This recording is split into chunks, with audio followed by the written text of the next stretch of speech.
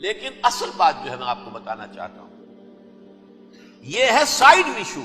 اصل ایشو ہے فلسطین کا جو شروع ہونے والا ہے. بھٹی دہکے گی وہاں.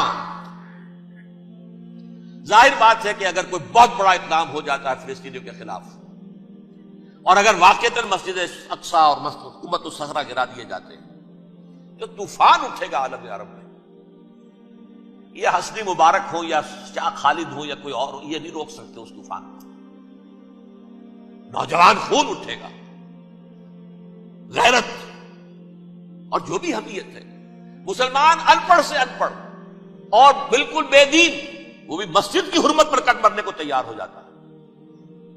مسجد تو بنا دی شب بھر میں، ایمان کی حرارت والوں نے، من اپنا پرانا پاپی ہے، برسوں میں نمازی بن نہ سکا. وہ چاہے کانپور کی مسجد سے مسلمانوں نے جانے دی، چاہے وہ شہید گنج کی مسجد تھی مسلمانوں نے جانے دی، چاہے نماز نہ پڑھتے ہو. لیکن یہ جو حرمت اور یہ جو حمیت اور یہ غیرت ہے، اس سے جو طوفان اٹھے گا یہ ہوگا اس ملحمۃ العظمی، اس کی طرف پیش رفت ہو رہی. کتاب الملاحم سے احادیث کے حوالے سے کہ جن جنگوں کا حوالہ دیا حضور نے، پیشن گوئی کی ہے، اس کا نقطہ آغاز تھا خلیج کی جنگ. صدام حسین نے اسے کہا تھا یہ مدر آف وارز ہے، ام المحارب، یہ ایک جنگ نہیں ہے. اس کا نقشہ بھی حدیث میں موجود تھا، پیشن گوئی موجود تھی، اس وقت بھی ہم نے شائع کی تھی.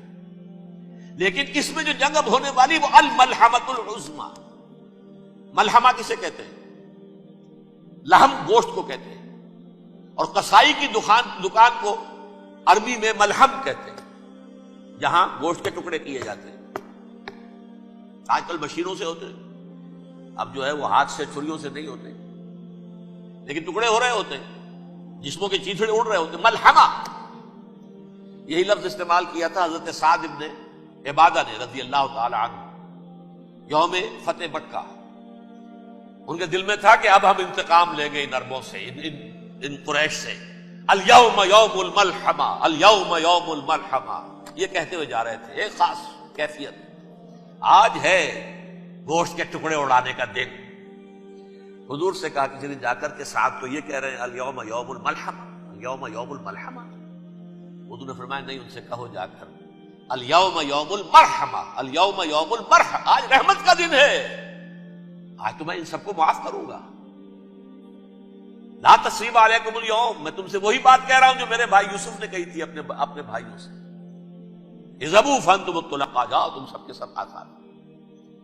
وہ ملحمہ ہے جس کو کہ حضور نے حضرت معاذ بن جبل رضی اللہ تعالیٰ عنہ سے روایت ہے، اس میں سے جو ابو داؤد میں روایت آئی ہے اس میں الملحمۃ العظمی، عظمی مؤنث ہے اعظم کا.